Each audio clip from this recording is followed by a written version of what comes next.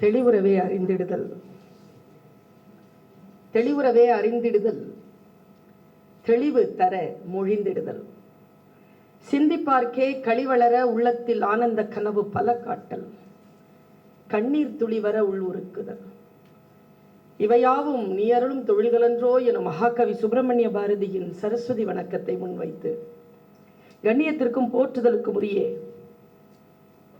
ஆனந்தம் என்கின்ற மகுட பெயரை தாங்கி இயங்கி வரக்கூடிய சமூக சேவை மையத்தின் ஆணிவேராக திகழும் என் அருமை சகோதரர் திரு செல்வகுமார் அவர்களே,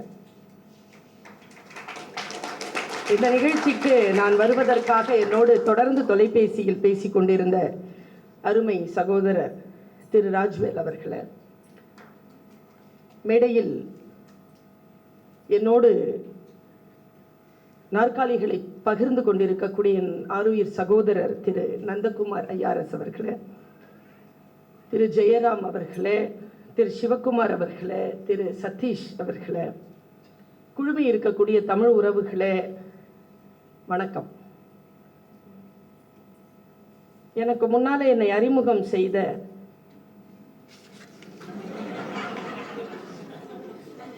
அருமை தங்கை ஏதோ ஒரு விஷயத்த சொன்னாங்க. உடனே எனக்கு அந்த அஜித் குமார் படம் ஞாபகம் வந்துருச்சு. இந்த மிரரை கரெக்டா வச்சோம்னா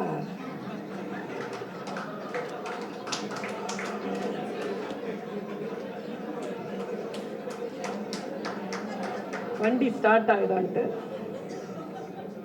உங்களுக்கு வாழ்த்துக்கள். எனக்கு வேற எந்த மாதிரியும் முடி வளர்றது இல்லை. அதான் ஒரு இந்த வருடத்தின் ஆகச்சிறந்த நான் பங்கு கொள்ளுகின்ற ஆகச்சிறந்த நிகழ்ச்சியாக இந்த நிகழ்ச்சியை நான் கருதுகிறேன்.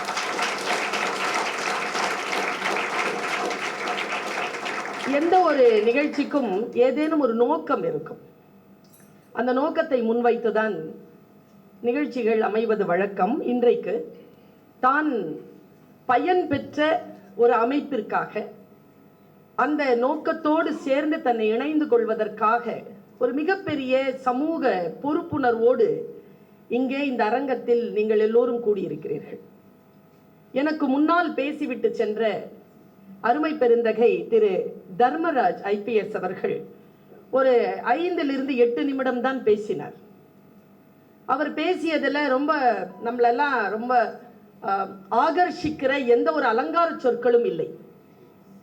ஆனால் ஒரு பொறுப்பு மிகுந்த ஒரு குடிமகனாக அவர் நின்று பேசியது என்னை கேட்டால் இந்த மாதிரியான மனிதர்கள் எல்லாம் பொறுப்பில் இருப்பார்கள், ஆனால் அவர்கள் எல்லோரும் தான் சமூக தலைவர்களாக நான் கருதுகிறேன். என்னை கேட்டா செல்வகுமார் அப்படிங்கிறவர் இருக்கிறார் இல்லையா, அவர் ஒரு leader. He is a leader. அவர் சமூக சேவகளாக இருக்கலாம், ஒரு மிகப்பெரிய திட்டத்தை இந்த உலகத்திற்கு தருகின்றவராக இருக்கலாம். But he is a leader. மக்களை இப்படித்தான் அவர்கள் இருக்க வேண்டும் என்று அவர்களுடைய வருங்காலத்தை வடிவமைக்கின்றவர்கள். அந்த வடிவமைக்கின்ற அந்த பெருமக்களை நான் வாழ்த்துகிறேன்.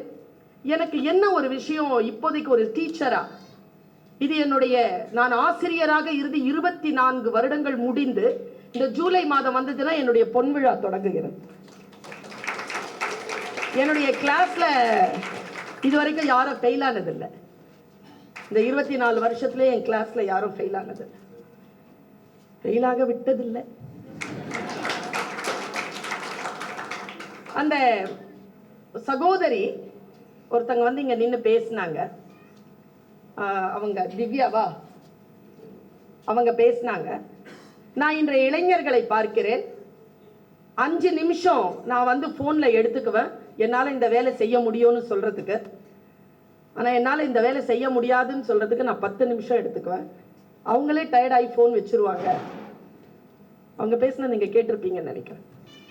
எனக்கு தெரிந்து சரியான டைம்ல தான் அந்த மியூசிக் வருது. எனக்கு தெரிந்து இந்த சமூகத்தில் வாய்ப்புகளால் வளர்கின்றவர்களை காட்டிலும் வளர்ந்துவிட்டு தனக்கு எந்த வாய்ப்பு தரப்பட்டதோ அந்த வாய்ப்பை அடுத்த தலைமுறைக்கு ஆகச் சிறந்த அறத்தோடு கடத்துகின்றவர்கள் தான் இன்றைக்கு அவசியம் என்று ஒரு ஆசிரியையாக நான் கருதுகிறேன். அறத்தோடு ஒரு விழுமியத்தை, ஒரு விஷயத்தை அடுத்த தலைமுறைக்கு கடத்துவது. நான் அடிப்படையில் யோசிச்சு பார்க்கிறேன், கல்வி ரொம்ப முக்கியம். இப்ப சதீஷ் சார் பேசும்போது ஒரு ரொம்ப ஃபேண்டசியா இருந்தது. எனக்கு 40 வயசு தான் எனக்கு ஆகுது. ஆனால் நான் 2000க்கும் அதிகமான வீடுகளை நான் கட்டி சுப்ரீம் கோர்ட் ஜட்ஜில் இருந்து எல்லோருக்கும் நான் தந்திருக்கிறேன் என்று அவர் பேசுகின்ற பொழுது, நிறைய படித்தவங்களுக்கு நான் வந்து சம்பளம் கொடுத்துட்டு இருக்கேன் அப்படின்னு அவர்கள் பேசுகின்ற பொழுது ஒரு ஃபேண்டசைஸ்டான ஒரு விஷயம் எனக்கு வந்து தெரிஞ்சது. ஆனால் ஒரு ஆசிரியையாக நான் சொல்லுவது, ஆனந்தம் போன்ற ஃபவுண்டேஷன்ஸை பயன்படுத்தி கொண்டு இன்றைய இளைஞர்கள் கல்வி என்கின்ற ஆயுதத்தை கையில் எடுத்துக்கொள்ள வேண்டும். கல்வி என்கின்ற ஆயுதத்தை கையில் எடுத்துக்கொண்டதற்கு பிறகுதான் நீங்கள் சம்பளம் வாங்குவதா சம்பளம் கொடுப்பதா என்கின்ற ஒரு நிலைக்கு நீங்கள் வர வேண்டும் என்று ஒரு ஆசிரியையாக நான் உங்களை வேண்டி கேட்டுக்கொள்கிறேன். கல்வியை மட்டும் கையில் வைத்துக் கொள்ளுங்கள். அதுதான் இந்த ஆனந்தம் ஃபவுண்டேஷனுடைய மிகப்பெரிய தாரக மந்திரம்னு நான் நினைக்கிறேன். உற்றுழி உதவியும் உருபொருள் கொடுத்தும் பிற்றை நிலை முனியாது கற்றல் நன்று. இது சொல்வது புறநானூறு. புறநானூறு நமக்கு இப்படி சொல்லி தருகிறது. நீ படித்து விடு, படித்தால் மட்டும்தான் வேற்றுமை தெரிந்த நால்பால் உள்ளும் கீழ்ப்பால் ஒருவன் கற்கின் மேல்பால் ஒருவன் அவன் கண் படுமே என்று ஜாதியால் இனத்தினால் நீ பின்தள்ளப்பட்டாலும் நீ கல்வியை மட்டும் ஆயுதமாக கையில் எடுத்துக்கொண்டால், யார் உன்னை ஜாதியாலும் இனத்தாலும் பின்தள்ளினார்களோ அவர்கள் உன் கால்களில் வந்து விழுவார்கள் என்று சொன்ன ஆரிய படை கடந்த பாண்டியன் நெடுஞ்செழியன் நம் சங்க தமிழனாக நமக்கு முப்பாட்டனாக இருந்திருக்கிறார். கல்வியை மட்டும் கையில் பிடித்துக் கொள்வது, அந்த கல்வியை வைத்துக்கொண்டு நம்ம என்ன மாதிரியான ஒரு சில விஷயங்களை லீடர்ஷிப் அப்படின்னு நான் ஒரு வார்த்தையை சொன்னேன். இங்க இருக்கிற எல்லாருக்குமே நான் சொல்றேன், அடுத்தவர்களுக்கு லீடரா இருக்கிறத விட முதல்ல நாம நமக்கு நல்ல லீடர்ஸா. எனக்கு எது லீடர்ஷிப்னு சொல்லட்டுமா? நீங்க எல்லாரும் கேள்விப்பட்டிருப்பீங்க, மதர் தெரேசா ஒரு கடைக்கு போனாங்க. என் குழந்தைகளுக்கு பசிக்குது எதுன்னு கூட, அவன் அப்பதான் கடை ஓபன் பண்ணியிருக்கான். காரி துப்பிட்டான், கோபத்துல இருந்தான். உடனே அண்ணன் என்ன பண்ணாங்க, இந்த கையை முடியுது எனக்கு என் பிள்ளைங்களுக்கு ஏதாவது தானே இந்த கையை நீட்டிருக்காங்க. அவன் கதிகலங்கி போயிட்டான். அவன் கோபம், அவனுடைய வேகம் எங்க போச்சுன்னு தெரியல. தான் செய்த தவறுக்கு மன்னிப்பு கேட்ட அந்த குழந்தைகளுக்கு அவன் அந்த மாதத்திலிருந்து தன் வருவாயிலிருந்து ஒரு பங்கை எடுத்து கொடுத்தான் என்று வரலாறு சொல்கிறது. தனக்கு முன்னால் யார் கேடு கெட்டவர்களாக இருந்தாலும், விழுமியம் தவறுகின்றவர்களாக இருந்தாலும், அவர்களை சரியான பாதைக்கு மாற்றக்கூடிய ஒரு சிறிய அசைவு நம்ம இடத்துல இருந்துட்டோம்னா நாம தான் லீடர். அது உங்ககிட்ட இருக்கா? அந்த ஒரு சின்ன விஷயத்தை தான் நான் எதிர்பார்க்கிறேன். எனக்கு தெரிஞ்சு இங்க மதம், ஜாதி இதெல்லாம் கடந்து நான் யோசிக்கிறேன். நான் பிரபஞ்ச சக்தியின் மீது நம்பிக்கை கொண்டவன். எனக்கு தெரியல, பேராவூரணியிலிருந்து ஒரு தம்பி, அவன் அவ்வளோ சாதாரணமான ஒரு குழந்தையா இருந்திருக்கான். அவன் வந்து இன்னைக்கு படிச்சு ஆளாகி 15,000 பேர் எழுதின அந்த எக்ஸாம்ல 7th இடம் வந்து இன்னைக்கு ஒரு ஜெயிலரா வந்து இன்னைக்கு அதை பொறுப்பெடுத்து இன்னைக்கு செருப்பு கூட போடாம இந்த மேடையை மிதிக்கின்ற பொழுது எடுத்து கண்ணில் ஒத்திக்கிட்டு வந்து நின்று 1 லட்சம் ரூபாய்க்கு மேலாக ஒரு அந்த ஜெஸ்டர் இருக்கு இல்லையா, செல்வம் சார் வந்து உண்மையாவே ஜெயித்த தருணங்கள். இதெல்லாம் தான் ஜெயித்த தருணங்கள். இந்த பிரபஞ்ச சக்தி ரொம்ப உயர்ந்தது. எனக்கு தெரிஞ்சு சமீபத்துல நான் சில விஷயங்களை ரொம்ப ஆழமா வாசிக்கிறேன். இங்க இருக்கிற ஒவ்வொருத்தருக்கும் நான் சொல்றேன், நம்மெல்லாம் யாருன்னே தெரியாது, ஆனா ஏதோ ஒரு புள்ளியில் நம்மை ஆனந்தம்ங்கிற ஒரு ஃபவுண்டேஷன் நம்மளை இணைச்சிருக்கு இல்லையா? இந்த விதி இருக்கு இல்லையா, இந்த ஃபார்முலாவின் மீது நம்பிக்கை கொண்டால் பிரபஞ்ச சக்தி மீது நம்ம நம்பிக்கை கொள்வோம். எங்கேயோ அந்த பிள்ளை சொல்றா, நான் வந்து சுவர் கூட கிடையாதுங்க எங்க வீட்டுல, நாங்க ஓலை குடிசையில இருந்தோம், ஓலை தான் எங்களுக்கு சுவர் அப்படின்னு சொன்ன அந்த பிள்ளை எந்த இடத்துல அந்த ஓலை குடிசை இருந்ததோ அங்கேயே ஒரு கல்வீடு கட்டி தன்னுடைய அம்மாவுக்கு தந்திருக்கா. அந்த அளவுக்கு வந்து இந்த பிரபஞ்சம் அவளை எந்த நேரத்தில் குறித்து கொண்டது, எந்த வினாடியில் அவளுக்கு அந்த ஃபவுண்டேஷன் கையில வந்து சேர்ந்தது, இந்த தகவல் வந்து சேர்ந்தது. நான் உங்க எல்லார்கிட்டையும் ஒரு விஷயத்த சொல்றேன். அடுத்தவர்களுக்கு உதவி செய்ய வேண்டும் என்று நீங்க நினைச்சீங்கன்னா, அந்த பொறுப்பில் ஜெயிலர் பொறுப்பில் இருந்த அந்த தம்பியினுடைய பேர் எனக்கு சரியா வரல, குணா சொன்னதுதான். இப்ப நான் யாருக்கேனும் உதவி செய்ய போகிறேன் என்று சொன்னால் நான் தகவல்களை சரியாக தெரிந்து வைத்திருக்க வேண்டும். இன்னைக்கு இருக்கக்கூடிய காம்படிட்டிவ் எக்ஸாம்ஸ், நீங்க கரியர் கைடன்ஸ் அந்த குழந்தைகளுக்கு தரீங்கன்னா நீங்க எக்யூப்டா இருக்கணும். நமக்கு பல விஷயங்கள் தெரியும். இன்னைக்கு எனக்கு தெரிஞ்ச பெரிய பெரிய வக்கீல்களுக்கே கிளாட் எக்ஸாம் ஒன்று இருக்கான்னு தெரியாது. எனக்கு தெரிஞ்சு 4 வருஷம் நீட் எக்ஸாம் மாதிரி, யூபிஎஸ்சி எக்ஸாம் மாதிரி கிளாட் உட்கார்ந்து எழுதி பெங்களூர்ல போய் அந்த நேஷனல் யூனிவர்சிட்டியில ஜாயின் பண்றவங்களே எனக்கு தெரியும். அந்த விஷயங்கள் ரொம்ப பெருசு. வக்கீல் படிப்பு தானே சாதா கிடையாது, பெரிய படிப்பு. யூபிஎஸ்சி மாதிரி அந்த மாதிரி அந்த இடத்துல போய் படிக்கணும். காமர்ஸ் நீங்க எங்கேயும் படிக்கலாம். ஸ்ரீராம் காலேஜ்ல படிக்கிறது பெரிய விஷயம் இல்லையா? எக்கனாமிக்ஸ் எங்க வேணாலும் படிக்கலாம். ஸ்டீஃபன் காலேஜ்ல போய் எக்கனாமிக்ஸ் படிக்கிறது பெரிய விஷயம் இல்லையா? உள்ளுவதெல்லாம் உயர் உள்ள அந்த இடத்துக்கு நாம போகிறதுக்கு நீங்கள் உங்களை தயார் செய்து கொள்ளுங்கள். எனக்கு தெரிஞ்சு இது போதும்னு நிக்காதீங்க. அடுத்த கட்டத்துக்கு வளர வேண்டும். நீங்கள் வளரக்கூடிய அந்த ஆற்றல் உங்களுக்கு இருந்ததுன்னா இந்த பிரபஞ்சம் உங்களை கவனித்துக் கொண்டிருக்கிறது. என்னுடைய தகப்பனார் தான் எனக்கு சொல்வார், விதின்னு ஒண்ணு கிடையாதுங்க, இருக்குதான். ஆனா அந்த விதியை உப்பக்கம் காண்பர் என்கின்ற ஒரு சொல் வள்ளுவன் தருகிறார்.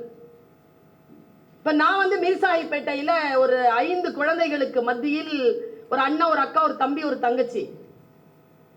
சான்ஸே கிடையாது. தமிழ் யாருக்குமே தெரியாது. எங்க அப்பாக்கெல்லாம் தமிழ் உன்ற என்றதான் பேசுவார், தெரியாது. எங்க அம்மாவுக்கு அது கூட தெரியாது. தமிழே பேசாத, தமிழ்னா என்னன்னே தெரியாத ஒரு குடும்பத்திற்குள் பிறந்து வளர்ந்து 9th ஸ்டாண்டர்ட்ல முடிவு பண்ற நான் தமிழ் தான் படிப்பேன். எது என்னை தேர்ந்தெடுத்தது? ஒரு செய்தியை நான் சொல்றேன், உங்கள் உள்மனதை கொஞ்சம் எழுச்சி கொண்டு உட்கார வைங்க. நீங்கள் தயாராக இருந்தால் அந்த துறை உங்களை தேர்ந்தெடுத்துக் கொள்ளும். நீங்க தயாரா இருக்கும். நீங்க தேடி எந்த துறைக்கும் போக வேண்டிய அவசியமே கிடையாது. நீங்க தயாராக இருந்தால் அது உங்களை சேரும். சீடன் தயாராக இருந்தால் குரு சேருவான். குருவை தேடி போக வேண்டிய அவசியமே இல்லை. நான் சொல்லுவது அப்படியே மாற்றி போடுகின்ற ரொம்ப நுட்பமான செய்தியை நான் பேசிக் கொண்டிருக்கிறேன். கற்றறிந்த அவை வாழ்க்கையில் ஏதேனும் சாதிக்க வேண்டும் என்கின்ற முடிவோடு இருக்கக்கூடிய இளம் ரத்தம் ஓடுகின்ற ஒரு அவை என்பதனால் இதை சொல்லுகிறேன். ரூமியை பற்றி நான் எப்பொழுதும் சொல்லுவேன். என்னுடைய எல்லா யூடியூப்லயும் 138 சேனல்ல என்னுடைய பேச்சு வரதான். எனக்கு தெரியாது. நான் ஃபேஸ்புக்கை கூட நான் ஹேண்டில் பண்றது. எனக்கு அந்த ட்விட்டர், இன்ஸ்டாகிராம் எதுவும் நான் ஹேண்டில் பண்றது இல்லை. டைம் இல்லை.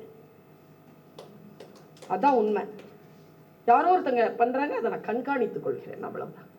ஆனா உண்மையா நான் சொல்றேங்க, நீ எதை தேடுகிறாயோ அது உன்னை தேடுகிறது. ரொம்ப பெரிய விஷயம் நான் சொன்னது. நான் போய் ஒரு ஃபர்ஸ்ட் இயர் ஸ்டூடெண்ட்ஸ் இண்டக்ஷன் ப்ரோக்ராம்ல இதை போய் சொல்லிட்டேன். இது ஜலாலுதீன் ரூமி சொன்னது மஸ்னவில.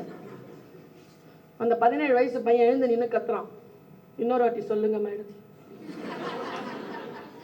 நீ எதை தேடுகிறாயோ அது உன்னை தேடு. நிஜமாவா மேடம்?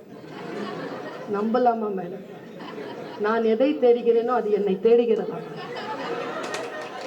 டேய், நான் சொல்ல வந்தது வேற. நான் ஒண்ணு சொல்றேன் பாருங்க, எதை வேணாலும் தேடுங்களேன், எதை வேணாலும் தேடுங்க. கவனம். நீங்க எதை தேடுறீங்களோ அது உங்களை தேடி வந்துடும். வந்துருச்சுன்னா போவாது. ரொம்ப கவனமா தேடணுங்க. ஏதோ ஒரு ஆழ் மனதிலே அந்த பெண்ணுக்கு தன்னை சுற்றி இருக்கக்கூடிய ஓலை பாய் கட்டடமாக தெரிந்திருக்க வேண்டும். இந்த கட்டடத்திற்கான செங்கல் என் கல்வியின் மூலமாக நான் சம்பாதிக்கின்ற சம்பாதிப்பிலிருந்து வரும் என்று அவள் நினைத்திருக்க வேண்டும். வந்துருச்சுங்க. அப்படிதான். எனக்கு சதீஷ்கரை பிடிச்ச விஷயம் என்ன தெரியுமா? அந்த தம்பி பேசும்போது ஒரு விஷயம் சொன்னார். சதீஷ்கிட்ட வீட்டை கொடுத்தீங்கன்னா தன் வீடு போல கட்டி கொடுப்பேன். இது ஒண்ணு போதுமே, காப்பிரைட். அந்த காப்பிரைட். நீ எதை தேடுகிறாயோ அது உன்னை, மரணத்தை தேடுகிறாயா வந்துரும். தோல்வியை தேடுகிறாயா வந்துரும், நோயை தேடுகிறாயா வந்துரும். எதை நினைத்து நீ ரொம்ப ஆழமாக பிரபஞ்சத்தோடு ஒன்றிணைகிறாயோ அது உன்னை தேடி வரும். அதனால் எதை நினைக்கிறீர்களோ அதில் கவனமாக இருங்கள். பாசிட்டிவான விஷயங்களை தேடுறது இருக்கு இல்லையா, வாழ்க்கை நான் ஜஸ்ட் ஒரு ஃப்ரேமை கொண்டு வாங்க. உங்கள் வாழ்க்கையில் நீங்கள் இதுதான் சொன்னீங்கன்னா உங்களுடைய கார் கலர், அதனுடைய பிளேட், அந்த பிளேட்ல நம்பர், உங்களுடைய ஸ்டேரிங், அந்த ஸ்டேரிங்ல நீங்க போட்டுக்கக்கூடிய லெதர் கலர், உங்களுடைய பிராண்ட் எல்லாத்தையும் காட்சிப்படுத்துங்க பார்ப்போம். கொண்டு வந்து நீங்க அப்படி சுத்தி கொண்டு வந்து உங்க போர்ட்டிகோல நிறுத்துற மாதிரி காட்சிப்படுத்துங்க. நீங்கள் எதை தேடுகிறீர்களோ அது உங்களை தேடிக்கொண்டிருக்கிறது, வந்து சேரும். ஆனால் எங்கே தெரியுமா பயம்? நினைக்கிறதுலயே பயம். நமக்கு நினைக்கிறதுலயே அடிபட்டு போயிடுது. நினைக்கின்ற நினைப்பை பெரிதாக வைக்கின்ற பொழுது சில விஷயங்கள் நம்மை வந்து சேரும். நான் ஒரு குறிப்பிட்ட விஷயத்தை மட்டும் சொல்லி நான் இடம் சாருகிறேன். பேசுவதற்கு நிறைய விஷயங்கள் இருந்தாலும் இந்த சபையில் இன்னும் பேசுவதற்காக ஆட்கள் இருக்கிறார்கள். நீங்களும் 4-5 மணியிலிருந்து காத்திருக்கிறீர்கள் என்பதற்காக ஒரு 2 செய்திகளோடு நான் நிறைவு செய்கிறேன். பிரபஞ்ச சக்தி இருக்கு இல்லையா, அது வினோதமானது, ஆச்சரியமானது. எனக்கு தெரியாது, சதீஷ் வந்து ஒரு 13-14 வயசு பையனா அப்படியே தெருக்களில் சுத்திக்கிட்டு சைக்கிள் ஓடிட்டு இருக்கும்பொழுது அவன் மனதில் இருந்த ஏதோ ஒன்றை பிரபஞ்சம் கவனித்துக் கொண்டு அவன் அங்கிருந்து பெயர்த்து கொண்டு போய் எங்கேயோ ஒரு இடத்துல வீசிருச்சு. இன்னைக்கு 40 25 வயசுக்கு அப்புறமா அந்த பிள்ளை வேற ஏதோ ஒரு இடத்துல உட்கார்ந்துருக்கு. நந்தகுமார் எங்க இருப்பாருன்னு தெரியாது. எனக்கு தெரிஞ்சு ஐஆர்எஸ் நந்தகுமாரை நான் கேட்டீங்கன்னா he is a beautiful singer, பிரமாதமா பாடுவார். தெரியல அவர் பாடகரா போகாம எதுக்கு இங்க ஐஆர்எஸ் வந்து உட்கார்ந்தாருன்னு. ஏன்னா பாடகனாக இருந்த அந்த தீவிரத்தன்மையை விட அவர் அந்த ஐஎஃப்எஸ் ஆகணும், ஐஆர்எஸ் ஆகணும்னு நினைச்சார்ல, அந்த தீவிரத்தன்மை ஜெயிச்சிருச்சு. அவ்வளவுதான்.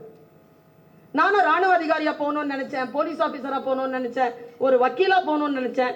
ஆனா அதையெல்லாம் விட தமிழை நான் நேசித்தது ரொம்ப வீரியமா இருந்திருக்கு. தமிழ் டீச்சரா கொண்டு வந்து என்ன நிறுத்திடுச்சு பிரபஞ்சம்.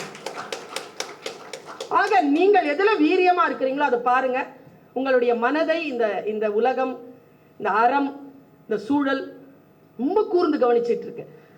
சின்ன விஷயம் இல்லை நான் சொல்றது. இன்னைக்கு நம்ம எல்லாருமே சந்தோஷப்படுற விஷயம், நம்ம எல்லாரும் உயிரோட இருக்கிறோம்.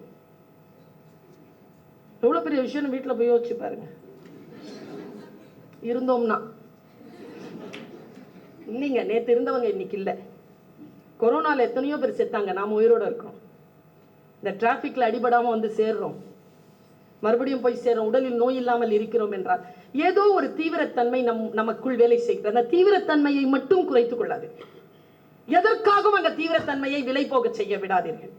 எனக்கு தெரிந்து நான் சமீபத்தில் ஒரு ஃபேஸ்புக்கில் ஒரு நோட் ஒன்று படித்தேன். அந்த நிலக்கொலையை வச்ச எனக்கு தெரியல, அதை நான் மறக்கிற வரைக்கும் பேசிக்கிட்டே இருப்பேன் போல. என் மனசுல இருந்து அது போகிற வரைக்கும் நான் பேசிக்கிட்டே இருப்பேன். யார் எழுதியிருக்காருன்னா அகத்தியன் அப்படின்ட்டு ஒரு சினிமா டைரக்டர், உங்க எல்லாருக்கும் தெரியும் நினைக்கிறேன். அகத்தியன் அவர் நோட் போட்டிருக்கார். என்ன நோட்னா, அவர் இந்த மாதிரி ஸ்ட்ரகிளிங் பீரியட் 20-23 இயர்ஸ் சென்னையில் சுற்றிக்கிட்டே இருக்கும்பொழுது கதை எழுதி எல்லாருக்கிட்டையும் கொடுத்துட்டு சுற்றிட்டு இருக்கிறாங்க. எல்லாரும் சொல்லுவாங்கல்ல, சின்ன வயசுல நம்ம பட்ட கஷ்டம் சொன்னாதான் நமக்கு தான் 45 பக்கம் கட்டுற நோட்டே பத்தாது. நான் எப்படி இருந்தேன்னு தெரியுமா அப்படின்னா அது இந்த பிள்ளைக்கே இருக்குது, திவ்யாக்கே இருக்குதுன்னா எனக்குலாம் எவ்வளோ இருக்கும். நான் மீசா போயிட்டேன், ஷீட் வீடு, வாழ்ந்து கெட்ட குடும்பம் பா, அந்த வறுமையெல்லாம் சொன்னோம்னா நடுநடுங்கி போயிடும் எனக்கே. அவர் வந்து எழுதுறாருங்க, தன்னுடைய ஸ்ட்ரகிளை 2 வார்த்தையில் எழுதுறாரு. கதைகளை எல்லோரிடத்திலும் கொடுத்து சாப்பாடு கூட காசு இல்லாமல் அலைந்து கொண்டிருந்த காலம். எனக்கு போன் ஒன்று வந்தது, எங்க அம்மாட்ட இருந்து எங்க அப்பா இறந்துட்டாருன்னு. நிலக்குலைஞ்சு போனேன் நான். 270 ரூபாய் இருந்தால் தான் போக முடியும், காசு இல்லை. கூட இருக்கிறவங்க எல்லாருமே வந்து ஸ்ட்ரகிளிங். எப்படியோ கலெக்ட் பண்ணி போயிட்டேன் ஊருக்கு. போயிட்டு அப்பா சாவை எடுத்தாச்சு. நான் திரும்பி வந்துட்டேன். திரும்பி வந்ததுக்கு பிறகு 16வது நாள் காரியம். அம்மா சொல்றாங்க, நீ வந்து தான்ப்பா செய்யணும். 1600 ரூபாய் இல்லைன்னா, 1500 இல்லைன்னா அப்பா காரியம் நடக்காது. நான் வந்து முடிவு பண்றேன், இன்னும் 3 நாள் இருக்கு. ஒவ்வொரு கதை கொடுத்த வீடுகளா ஏறி ஏறி இறங்குறேன். எந்த கதவும் திறக்கல, ஒரே ஒரு கதவு திறந்தது. அது இன்னைக்கு உயிரோட இல்லை. அவர் மணிவண்ணன் சார். மணிவண்ணன் சாருடைய கதவு திறக்குது. வாப்பான்னு கூப்பிடுறார், உட்கார வைக்கிறார். அப்பா செத்துட்டார் சார். ரொம்ப வருத்தமான செய்தி தம்பி, தண்ணி குடியின. சார் அப்பா காரியத்துக்கு போன ஒரு 1500 ரூபாய் வேணும். 1500 இல்லை சார் சும்மா தர வேண்டாம், நான் உங்ககிட்ட ஒரு கதை கொடுத்துருக்கேன், அந்த கதையை நீங்களே வச்சுக்கோங்க. மணிவண்ணன் யோசிச்சாராம், டேய் 1500 ரூபாய்க்கு விற்கிற கதையாடா, உன் கஷ்டத்துக்கு நீ விற்கிறன்ற, விற்காதடா, நீயும் கலைஞன் நானும் கலைஞன், விற்காத, நான் உனக்கு 1500 ரூபாய் தரேன், நீ போய் காரியத்தை முடிச்சுட்டு வா, நம்ம படம் பண்ணலாண்டான்னு சொன்னாராம். 1500 ரூபாய் கொடுத்து அனுப்பிச்சிட்டாரா, இவரும் போயிட்டாரா, திரும்பி வந்தாரு. திரும்பி வந்து என்னென்னமோ ஆச்சு, 12-13 படம் பண்ணிட்டார். ஒரு 15-20 வருஷம் போயிடுச்சு. காலம் அப்படியே மாறுது, போயிடுச்சு. 15 வருஷத்துக்கு 20 வருஷத்துக்கு அப்புறமா மணிவண்ணனை மறுபடியும் சந்திக்கிறேன். சார் அந்த நாள் ஞாபகம் அப்படின்னா அவரு, சார் உங்களுக்கு நான் ஒரு 1500 ரூபாய் கடன் கொடுக்கணும் சார். எதுடா? சார் அப்பா காரியத்துக்கு. அதுக்கப்புறம் தான் நீ எல்லாம் படம் கொடுத்தியடா எனக்கு. எவ்வளோ படம் நான் பண்ணியிருக்கிறேன் என்னை வச்சு? ஒரு 7-8 படம் சார். 7-8 படத்துக்கு எனக்கு எவ்வளோ சம்பளம் கொடுத்துருக்க தெரியுமா நீ? நான் எங்கே சார் தந்த, ப்ரொடியூசர் தானே சார். எடுத்து டைரியை பார்க்க சொல்லு. 75 லட்சம் ரூபா கொடுத்துருக்கடா. 75 லட்சம் ரூபாய் கொடுத்துருக்கடான்னு சொல்லிட்டு சொன்ன உடனே அகத்தியன் சொன்னாராம், சார் என்ன இருந்தாலும் 1500 ரூபாய் கடன் தானே சார், அது கொடுக்கல, நான் அது கொடுக்குறேன் சார், வேணாடா.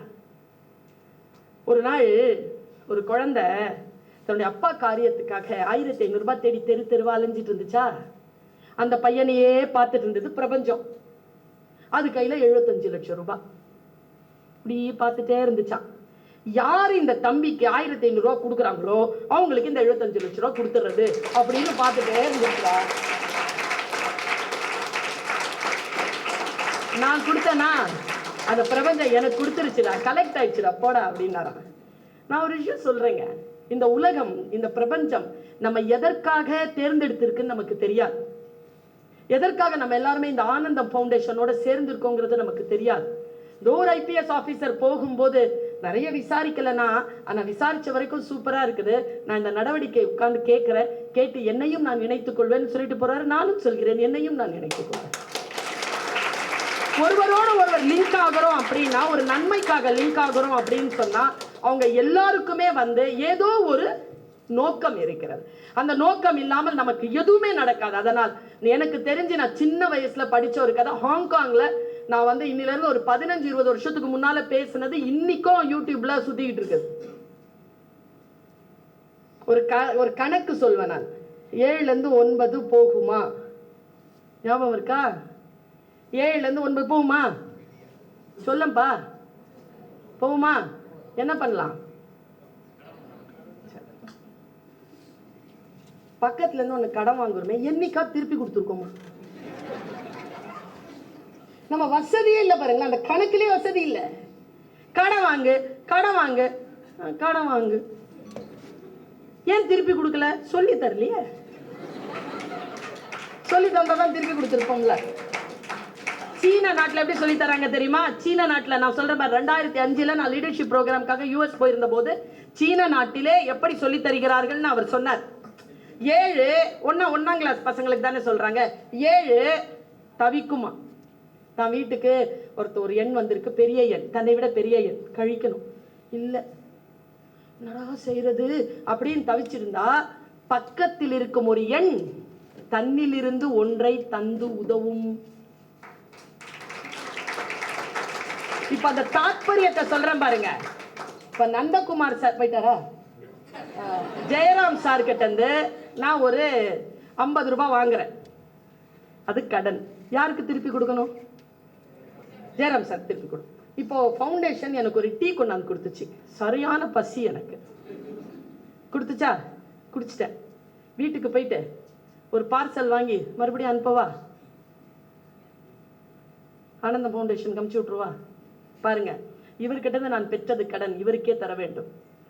பட் நான் டீ குடிச்சேன் பாருங்க, அது எனக்கு அவர்கள் செய்த உதவி அது உள்ள இருக்கு. இது யாருக்கு தெரியுமா திருப்பி கொடுக்கணும்? என் முன்னால் யாரேனும் தாகத்தோடு வந்தால் அவர்களுக்கு நான் அதை திருப்பி தரேன். உதவி என்பது தேவைப்படுகின்றவர்களுக்கு செய்வது. இப்போ உங்களுக்கு கிடைச்சிருச்சு. நீங்க உங்களுக்கு முன்னால் யார் வந்தாலும் அது கடனாக திருப்பி கொடுக்கப்பட வேண்டும். அப்படியே கையில வச்சிருக்க கூடாது. வேதாத்திரி மகரிஷி சொல்ற 5 கோடி ரூபாய் சம்பாதிக்கிறியா, சம்பாதிச்சுக்கோ.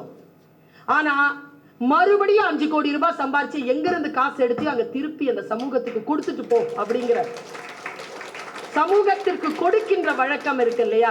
அது ஆகப்பெரிய, அது மதங்களிலேயே நமக்கு சொல்லப்பட்டு இருக்கு. நாம் எதை பெற்றோமோ அதை இந்த உலகத்தில் இருந்துதான் பெற்றோம். நாம் எதை தருகிறோமோ அதுவும் இந்த உலகத்திற்கு தான் தருகிறோம். இறைவன் நம்மை வித்தியாசமான முறையில் தேர்ந்தெடுத்திருக்கிறார். ஒருவர் நமக்கு கொடுக்கின்ற அளவிற்கு நம்மை அறிவுபூர்வமாக, நமக்கு உணர்வு பூர்வமாக நமக்கான சூழ்நிலையை வகுத்திருக்கிறார். அதனால் நன்றி அறிதலோடு அதை எடுத்துக்கொண்டு நமக்கு எது விதியாக இருந்தாலும், நீங்க சந்திக்கிற எல்லா குழந்தைகள் கிட்டையும் சொல்லுங்க, நான் முதல்வன்ற திட்டத்துல நான் என்னை சேர்த்து கொண்டிருக்கிறேன். 10 வாலண்டியர்ஸை எடுத்து கவர்மெண்ட் ஸ்கூலுக்கு அனுப்புறோம். நாளைக்கு 6ஆம் தேதி ரிசல்ட் வரப்போகுது.